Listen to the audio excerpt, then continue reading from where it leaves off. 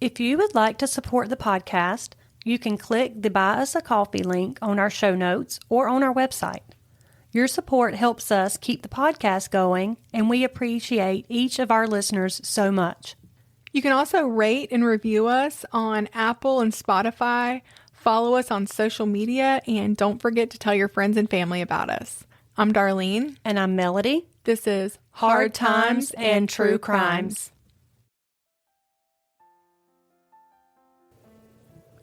I want to thank Donna Hughes for allowing us to use her beautiful murder ballad about a young girl who was murdered in Randolph County, North Carolina, over 200 years ago. Some stories are just too terrible to forget. Because the story is so old, some facts are lost to time, and it's impossible to know for sure if every detail is 100% accurate. But I'm going to do my best to tell you the story the way that I believe it happened.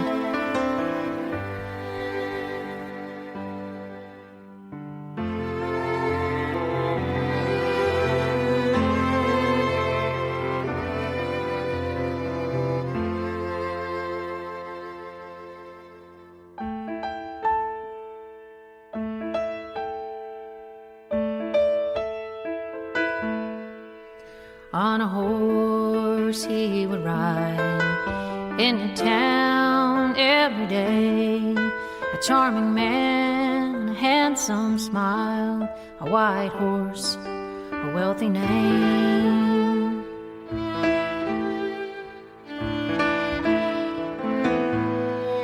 Naomi was an orphan girl. She fetched the water for the fields, back and forth to the river. Easy was her heart to steal. Her heart raised 1,000 beats every day. When he would pass, he got down off his horse, bowed his head, and took her hand. Her heart awake in that warm spring, like the flowers by the riverbank. And he promised her the world, she would never be the same.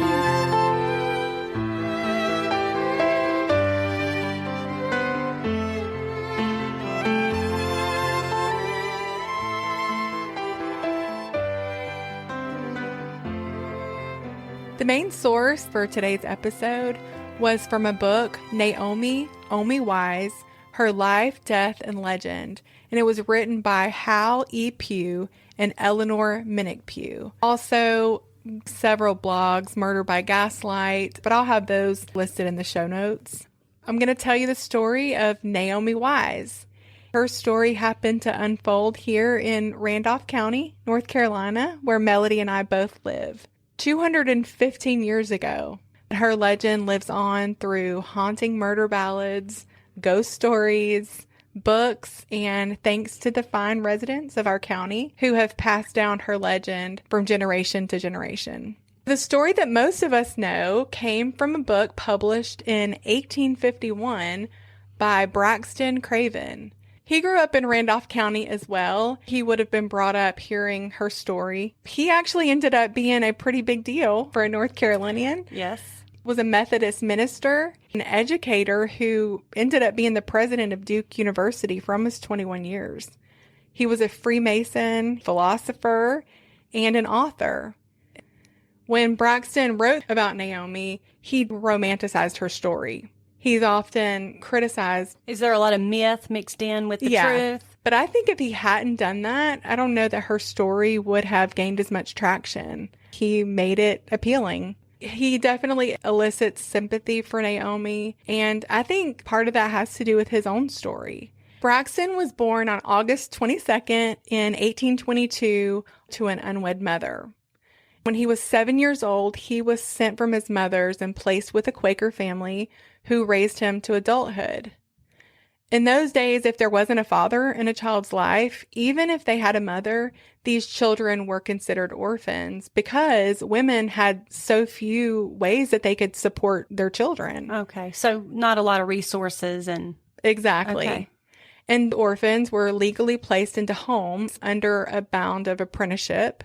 They were required to serve under a court order. It was a win for the state of North Carolina because they didn't have to financially support the child. And then it was a win for the family that took him in because they pretty much had free labor. Free labor. Yeah. I cannot imagine how some of these kids were probably treated. Oh, I know. But the state did have some requirements for the family. They had to sign a contract that the orphan be bound to them until full age. They agreed to teach and instruct the art of spinning if it were a girl, or maybe blacksmithing or wheelwrighting for a boy. In some cases, they had to agree for the child to have at least 6 months of schooling. In others, they had to teach the child to read the Bible, to read, write, and cipher the 5 common rules. If it were a black child, they didn't have any requirements for education. When a child came of age, the family had to agree to send them away with $6 in cash. Oh, my goodness. A Bible, and a new suit of clothes. $6. I wonder what that was like, how that compares I know, to I meant today's to look value. up I meant to see what that would translate to, but I forgot. And there's no telling how much work they actually had to do for that family. Some were lucky enough to be sent away with maybe a spinning wheel or some tools for their trade. So it kind of depended on that contract. Like I said earlier, Braxton Craven, he was one of these children, and he was sent to live with a Quaker family when he was 7 years old. The father of the home was Nathaniel Cox. He was a farmer, a carpenter. He owned and ran a sawmill. He cleared land. He was described in the life of Braxton Craven as a man of great enterprise. And Braxton's experience, it seemed to be mixed. I don't think he was mistreated, but he worked extremely hard as a child. I imagine. I think it was just a hard life all the way around. We have it so easy today. I know. We have no idea how generations in the past, what things they dealt with. Oh, I know. Yeah. Braxton said that he was sorely oppressed in his youth. But on the upside, he also said that he learned how to manage money, to be self-reliant. He developed a strong faith in God, and he became all around cheerful. One day, Braxton went with Nathaniel to Fayetteville to sell some of their produce and other things, and somehow he fell and got his legs stomped by a horse.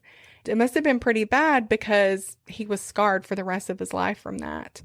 And the shop owner in town saw what had happened, felt sorry for him, and wanted to cheer him up, so he gave him a speller book, the first book that Braxton ever owned, and he said that it was the cornerstone of his education. It just sparked this interest in him and this love of reading. One reason that I don't think Nathaniel Cox was too bad to him was because when Braxton went to him and expressed an interest in education, he sent him to school and his son. Okay. So it wasn't like he was sending his other kids to school and not him. And keeping him home. Right. He allowed him to get the education as well. Actually, because of him, they both ended up, with an education. So I thought that was interesting. But he still had to do every bit of his chores. He would be at the sawmill sometimes all night long. Before school in the morning, he had hours of farm labor to do. But he ended up staying with the Cox family for 9 years before he set out on his own at 16. He was thrifty, saved money to put himself through school. Like I said, he became a minister, professor, and, the other accomplishments. But I wonder if he ever felt like he truly belonged, if he ever saw himself as more than an orphan. And the stories he heard growing up about Naomi Wise, they must have really stuck with him. He felt some connection or a... Right. Yeah. He probably saw his own mother in her story, and he could certainly sympathize with being an orphan. And I think that's why he wrote about her so favorably. Okay, Darlene, I have a question. Okay. I've heard, obviously being from Randolph County, I've heard stories about Naomi Wise myself for years, read those myths and the truth and all of that. When you said he portrayed her favorably, right? I don't remember her not having a good reputation or whatever. What are you referring to, I guess, is what I'm wondering. Because we think of her favorably. Yeah. Right now, I'm going to go ahead and give you Braxton's version. Braxton did write, "Who pities the orphan? May the Lord pity him, for man will not. Mm. So I'm going to kind of paraphrase his version. Okay. My words. Okay. But his sentiments. A beautiful orphan named Naomi Wise had been taken in by a Quaker family, the Adamses, who lived in New Salem, which is a part of Randleman, North Carolina. She lived with his family and helped out on their farm. Much like he did, I guess. So, Right, exactly like he did. yeah. So he can see himself in her story, obviously. Right. Johnathan Lewis was a handsome, tall, muscular young man who came from a family of well-to-do farmers.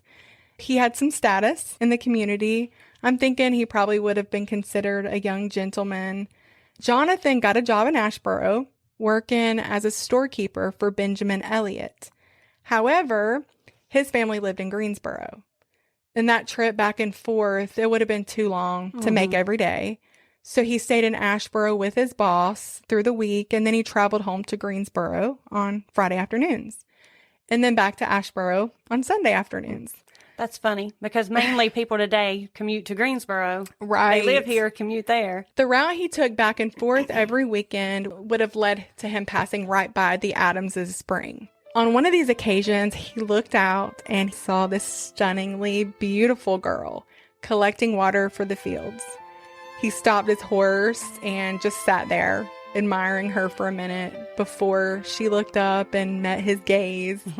I can just see Naomi kind of sheepishly smiling, Johnathan getting off his horse, and offering to help her carry the buckets. He wanted to know everything about this girl. Her heart was just fluttering.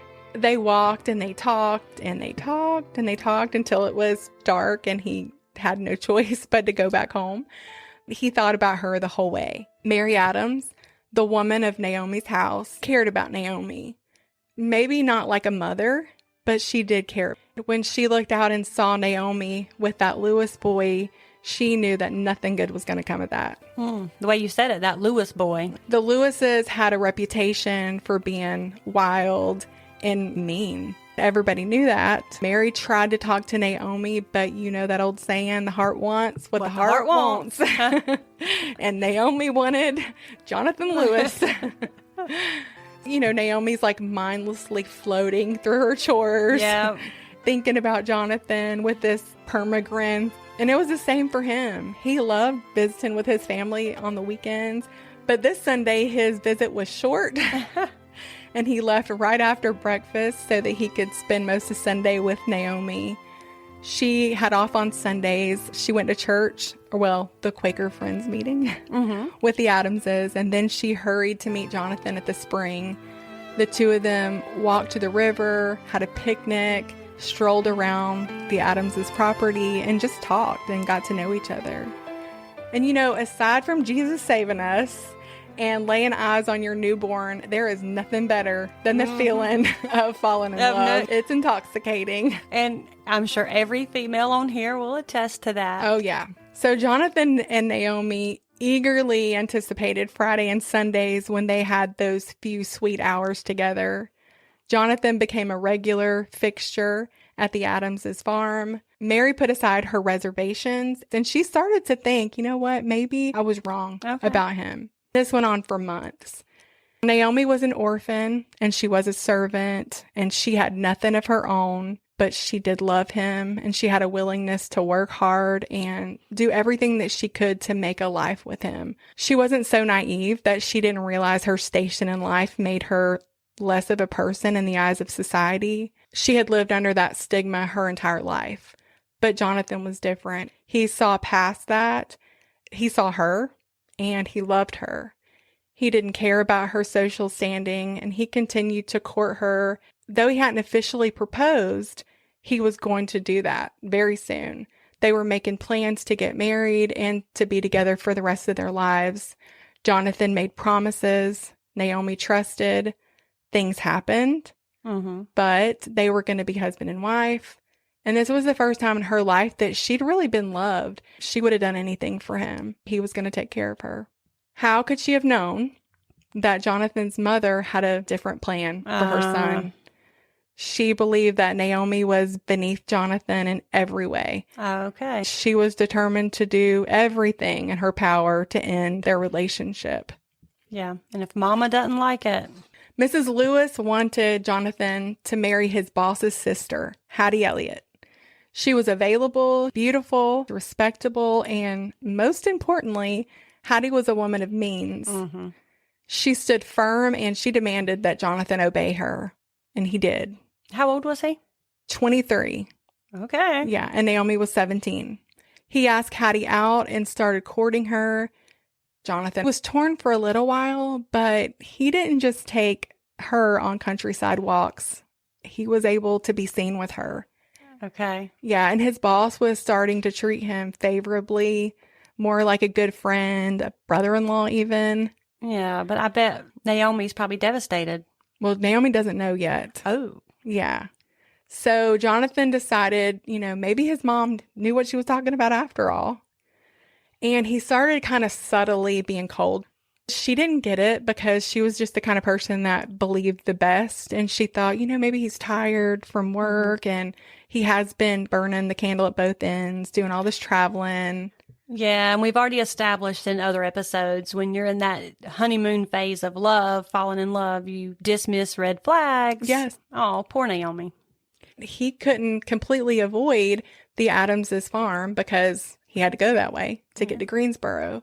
So it made it hard to stay away from Naomi. One day she met him at the spring with tears in her eyes, and she told him that she was going to have his baby. Uh-oh. Johnathan was stunned. Yeah. And after a long silence, he yelled at her and told her she had been a mistake, that he did not love her, and that if she slept with him, she would sleep with anybody, and there was no way that he was the father of her baby. Oh, my goodness. And he got on his horse and he rode away. Yeah. Jerk.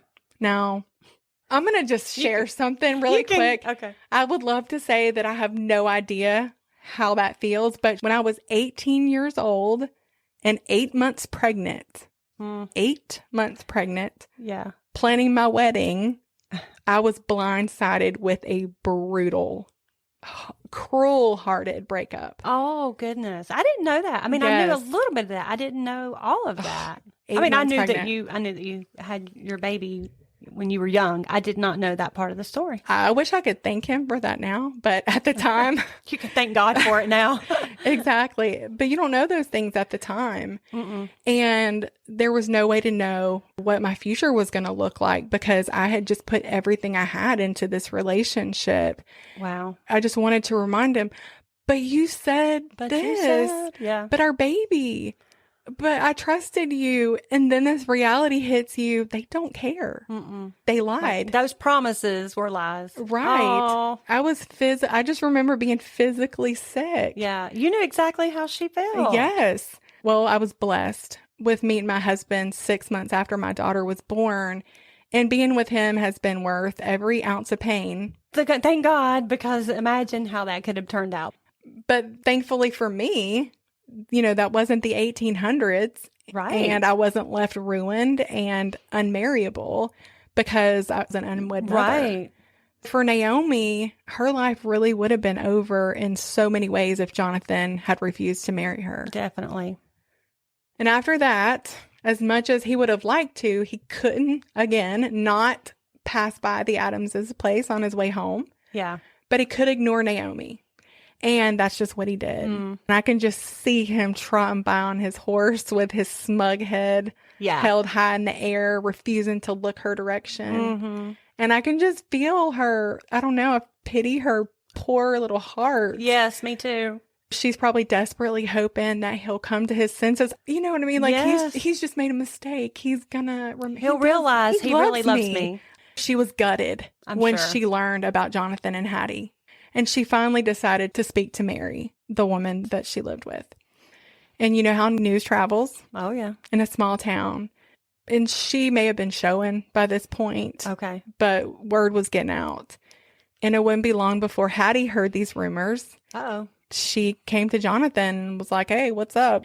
He told her that his enemies must be spreading these rumors about him, and he assured her that these things were absolutely untrue. It was absurd. Yeah. And I'm sure she believed every word because she's also avoiding the red flags. Of course. Right. Other people started asking him about it. And it made Johnathan nervous that Hattie brought it up a few more times. He just pretended to be so appalled that anyone would consider that he would have a baby with that girl. He convinced himself that Naomi was trying to ruin his life. Of course he did. That's what they do, don't they? We are on our soapbox today. Yes. We are both personally offended on Naomi's behalf. Yes, Braxton Craven was brilliant. He knew how to elicit the sympathy of his female readers. Exactly. He just had made a mistake and wanted to go on with his life. And this girl was ruining everything for him by telling people he was the father of her baby. He had to be really careful because his reputation was on the line. And Hattie would not marry him, of course, if she knew the truth. Right. And it would potentially mess things up with his boss, Benjamin Elliott. That's right, because that's his daughter. Oh, that's his sister. Oh, his sister. Oh, yes. Yeah, that's going to cause some trouble. So Naomi was surprised one day when Johnathan met her out in the fields, telling her that he was so sorry and that he did want to marry her. He asked her to please forgive him. And although she was still hurt, she loved him too much to hold a grudge. She cried and they held each other. And he asked her to meet him that night at Adams's Spring. They were going to go that night to the Justice of Peace, and they were going to get married. You know, you did that back in the day. They would just go at night and be like, hey, wake up. We want to get married. Run off, get married. Yeah. Right. So he did tell her that he would have her back by... He did tell her... He did tell her that he would have her back by morning. He said, don't tell anybody. We're just going to go and do this. I don't want my mom to know. I don't want Mary to know. Because I don't want them to try to stop us. Okay. Now, if we just go get married, I bring you back the next morning, then we can tell everybody and they'll just have to deal with their life. Okay. Seems legit. Right. But Naomi could not leave without telling Mary what was going on.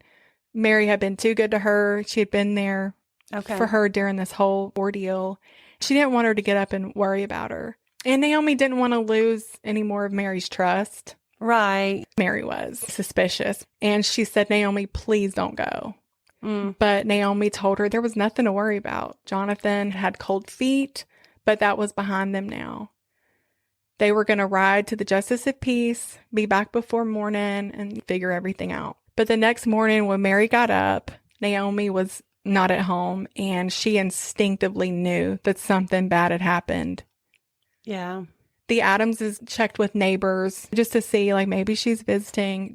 But they ended up following horse tracks from their spring to Deep River, where Naomi's body was found, tangled up in some weeds. There were visible signs of strangulation. Everybody knew who was to blame. Yeah, that poor girl. Johnathan was quickly arrested, but before he could be tried, the sheriff helped him escape. Oh. Yeah. Well.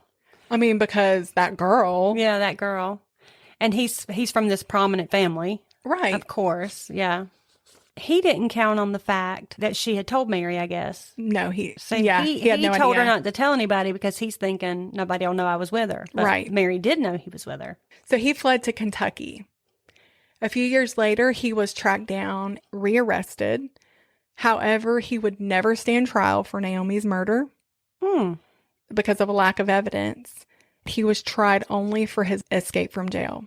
Wow. So I'm going to leave it there as far as Braxton's story goes. Okay. So that's his that's his version. And I love his version. It's hauntingly romantic. Yes, it is. Well, it sounds like a movie. Yeah. Like something. Yeah. It's like this romantic movie that ends in tragedy. I went back and looked at some historical newspapers after his account was written. These articles were retelling his version of the story. Oh, okay. Yeah, because they're getting their information from his writing. book. They didn't realize that it was kind of sensationalized. Right. And then these songs were being written, these ballads. Right. We have the Doc Watson and Bob Dylan. And passed down Yes. through generations. But recently, pretty recently, an early 19th century copybook, like a penmanship book, you know what I'm talking about? Yeah. Was discovered in a special collections of the UCLA library. And it had this account of the story, the only contemporary version of Naomi's story that exists. What a find. Yes. It's called The True Account of Naomi Wise, and they spelt it Naomy Wise. They also called her Omie. Omie. Right. Yeah. It's actually a poem, and it's really, really long. And who wrote it? Whose account? It's written by a kid, Mary Wood, who's from Randolph County. It was her copybook.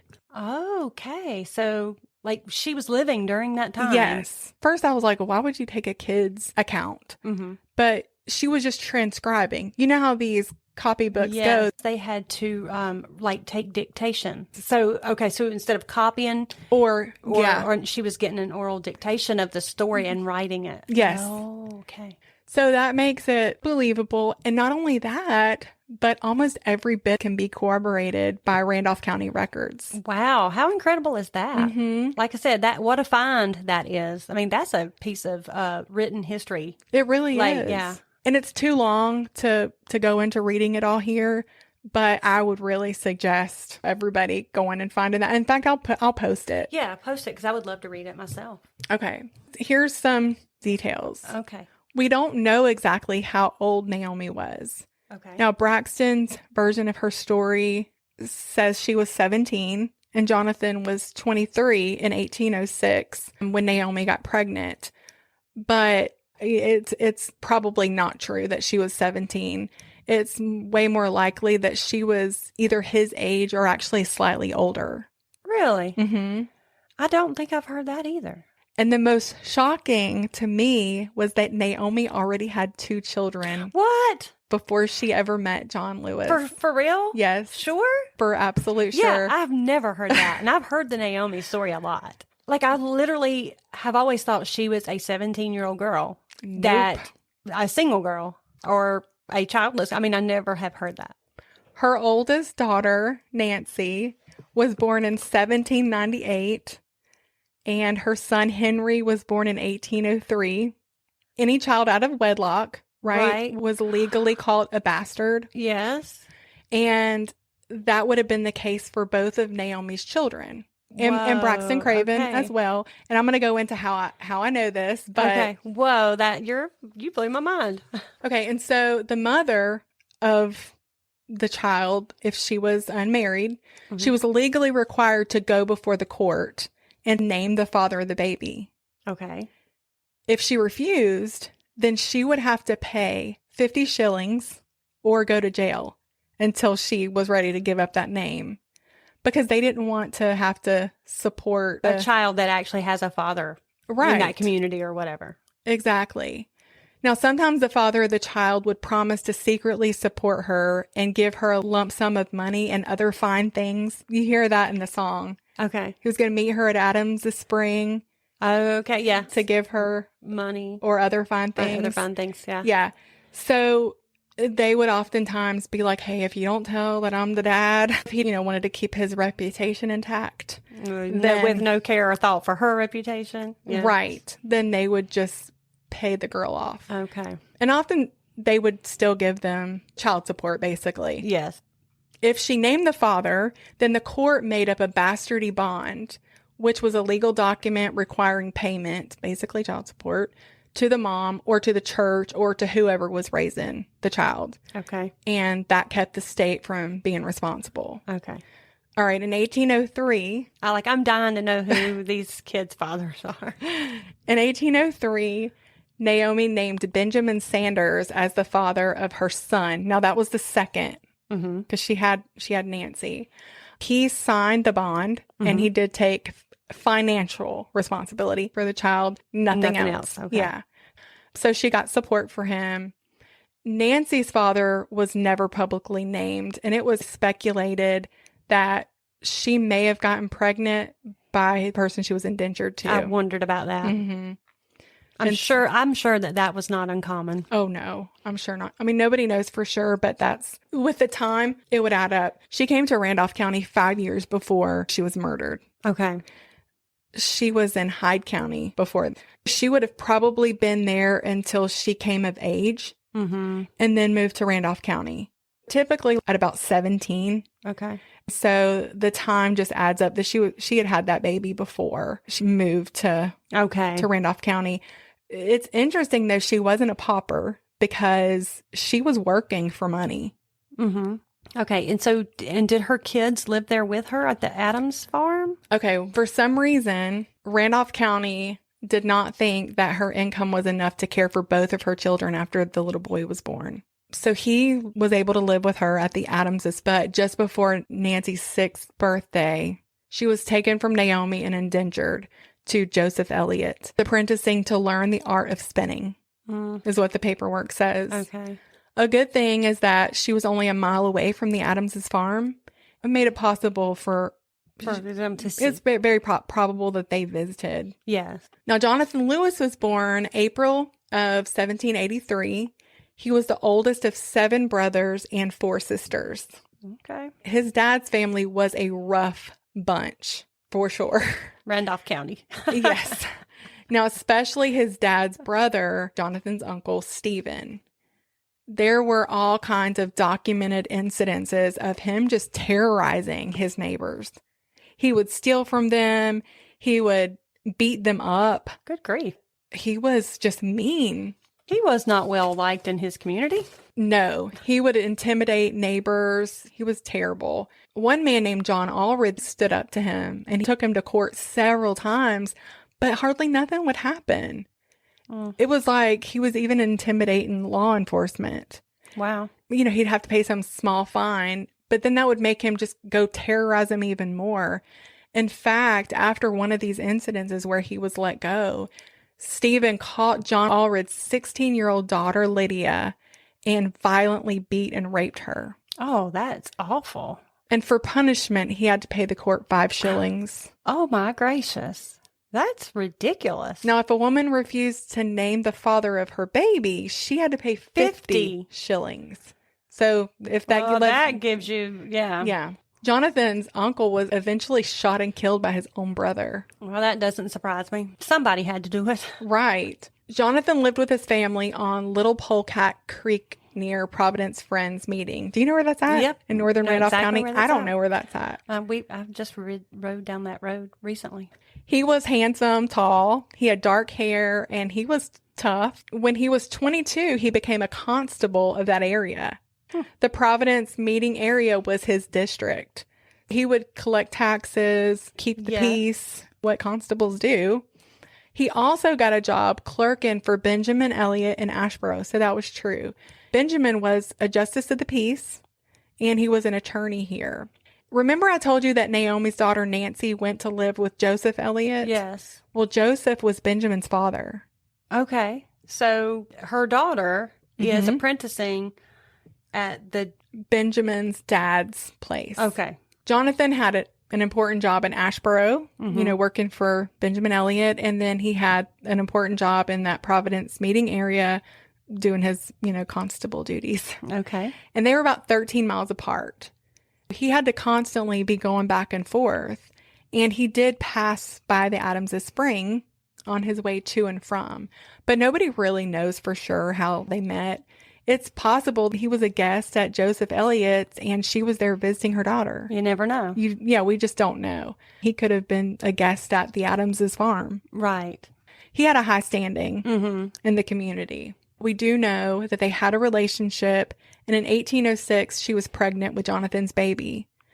I seriously doubt that he took that news very well. Right. This could have cost him a job, a lot of money, and his reputation. On top of that, he was trying to court Hattie Elliott, his boss's sister. He did not want her to find this out. Okay. Or her brother. Right. Of course.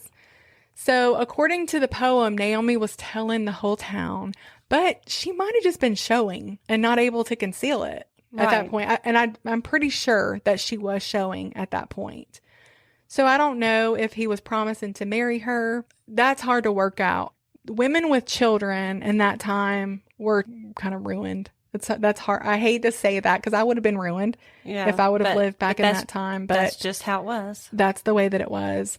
She already had 2 babies. By 2 different daddies. By 2 different men. So, I just don't know how that went. Yeah. Yes. We don't know what he was telling her. Right. Now, the poem suggests that he was trying to buy her silence, which I can see that. Mm-hmm. He's promising to pay her court cost, to pay the bastardy bond if she wouldn't name him publicly as the father. Naomi would not take the money. And instead, she was telling him, marry me or I'm talking. And she might have saw this as her opportunity. Right. That she might have felt like this is my last opportunity. We don't know what promises he had made to her prior, but we do know that she would not accept the money. Okay. So he asked her to meet him at a little Quaker schoolhouse close to the Adamses' spring. He must have been somewhat good to her because I know that Mary Adams did not want her to go, but she was not afraid of him. Naomi told Mary Adams, she said, he's actually really tender. Like she saw good in him. She didn't believe that he could hurt her. And I don't know if she was naive or if he had treated her in such a way that made her think. I think she may have been naive because of the fact that Mary was suspicious of it and was worried about her safety. And plus just given the reputation of his uncle, wasn't it his dad's brother? Mm-hmm. Yeah. And I'm like, I bet Mary. Yes. I think probably Naomi was naive.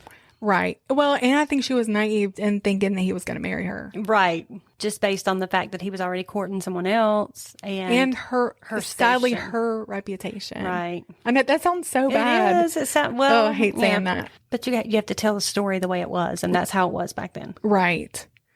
So on the night of April 5th, they met and the tracks led from that schoolhouse to Deep River. Naomi had a little pail with her, thinking she was going to get married. She was going to the Justice of Peace that night. The next morning, Mary realized that Naomi wasn't home. First, she checked with all the neighbors. She went down and made sure she wasn't visiting with her daughter. She wasn't there. And so they did get a search party together. By the afternoon, a boy found her downstream of the river, hung up on a rock. They got her out and they laid her body out on the bank, and they saw the marks around her neck. The cause of death was murder by violence. Okay. She wasn't only drowned, like she was choked, drowned, beat, all these things. And they just couldn't tell which one was the final thing? Oh, wow. Right. John Lewis was arrested immediately and charged with her murder. 5 men were ordered to stay with him at the jail and make sure that he did not escape. Interestingly enough, his boss, Benjamin Elliott, was one of them. He was a justice of the peace. That makes sense. So he and I don't think they had people in jail all the time. They were like, okay, you 5 people go and stay and make sure. Did people escape all the time? Like, that you would have to guard them? Well, on October 9th, Johnathan supposedly broke out of jail. But 4 of the guards, not Benjamin Elliott, surprisingly, but 4 of the guards were charged later with helping him escape. Okay. So they actually provided the knife and the tools. I think they were like, we're not going to do it, but we'll give you what you need. Yeah. Isn't that so sad? I don't think there was any doubt that he did it. Right.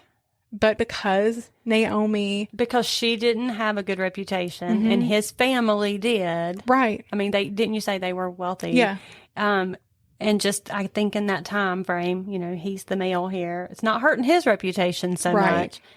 Yeah. It's kind of... Yeah. And you can kind of tell in that poem that it was like he was trying to give her money and trying to get her to do this, but she wouldn't do it. She was being, you know what I mean? Like all the blame is laid at her feet. Yeah. Victim shaming. Johnathan fled to Indiana where his younger brother was living. And it was pretty perfect because they were continually moving around. They trapped. Oh, okay. And so they were never in one place for very long. But eventually, his parents and the whole family moved out there with them, and they did settle into a permanent place. He got married in 1811 to a girl named Sarah McCann, whose mother was Native American. Eventually, the law caught up to him, and they did rearrest him and sent him back to North Carolina to stand trial, which started in Guilford County Superior Court on October 26, 1812. Somehow within that same month, he was acquitted of murder. Wow. Yeah, the only thing that he ended up spending a little time for was breaking out of jail. So he did time for escaping, but not for murder. Mm-hmm. How about that?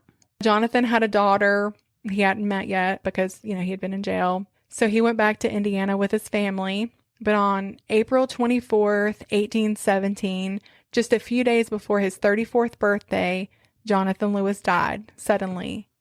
Braxton Craven likes to imagine it was a very painful death, that he writhed in pain, possibly from a snake bite. We don't really know. His daughter would have been 5 years old, and of course he left his wife a widow. Mm-hmm. And I believe that at that point, he received justice. Yeah. He didn't really face it on earth, but we know that this life is temporary. Right. Naomi was buried in Providence Quaker Church Cemetery here in Randolph County. Lily and I went out there, my daughter Lily. We went out and visited the grave and took some pictures of her headstone. So I'll be sure to put those up on the website. Yeah. Do you have any questions? I'm still really surprised. I had no idea she already had 2 children. Yeah. Well, tell me what happened to her son. We don't know if he stayed with the Adamses, but eventually he did go somewhere else. And he actually became a Quaker. At 17 years old, he was raised by Quakers, and seems like he had a pretty good life. He took in an apprentice of his own. He took in an orphan. So I got to see those papers that, that contract, and that was pretty neat that he turned around and did that for somebody else. And Quakers were really good about caring for orphans, for the downtrodden. For her daughter had a really sad life. She ended up getting pregnant out of wedlock. She had really bad health. Mm-hmm. And she died very young, maybe 21 or 22. It was sad for her. Well, I know there are tons of different versions of the song, and because it's such a well-known story in this area, right? There are streets named after Naomi Wise and all kinds of things around here that bear her name. I'm glad I got to hear the other side of that story that I've never heard before. I guess everybody hears probably that Braxton Craven account, and we take that as fact. Right. Not knowing, well, there is actually a little more to it. There always is. It's so neat that they ended up giving her headstone later and that she is remembered. And I'm thankful for that. Thanks to Braxton Craven. Right. Those sure were some hard times. Again, I want to thank Donna Hughes for allowing us to use her song. Be sure to stay tuned so that you can listen to the whole song at the end of the episode. I definitely recommend you check out her YouTube video, Naomi, Omie Wise. It puts a picture to the story. Also, her music is on Spotify and Apple, so go check her out, Donna Hughes.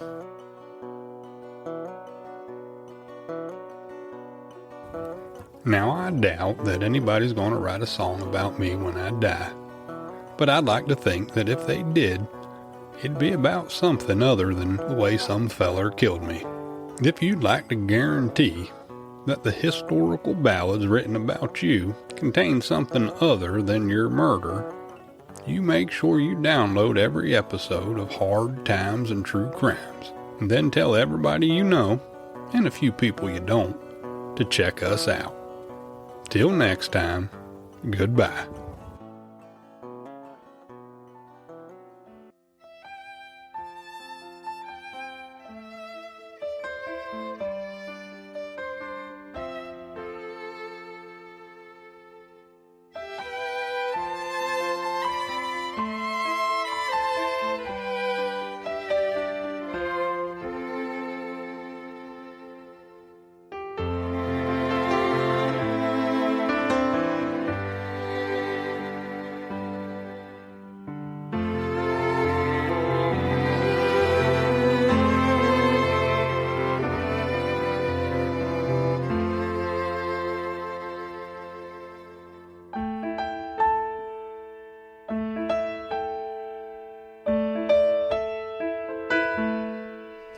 On a horse he would ride into town every day. A charming man, a handsome smile, a white horse, a wealthy name.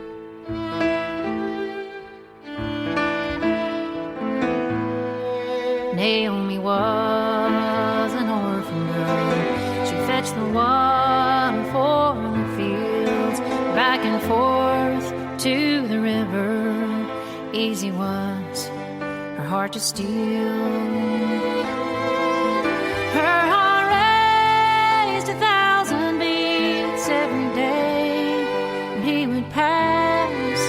He got down off his horse, bowed his head, and took her hand. Her heart awake in that warm spring, like the flowers by the riverbank. And he promised her the world, and she would never be the same.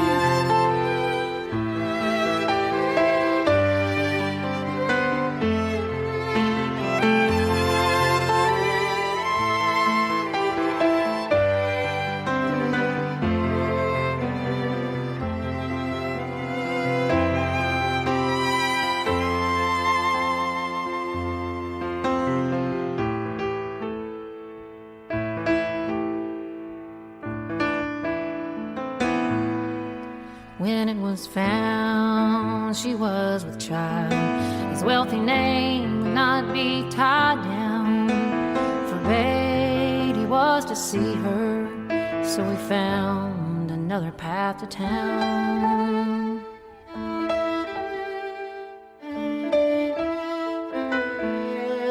Naomi cried herself to sleep.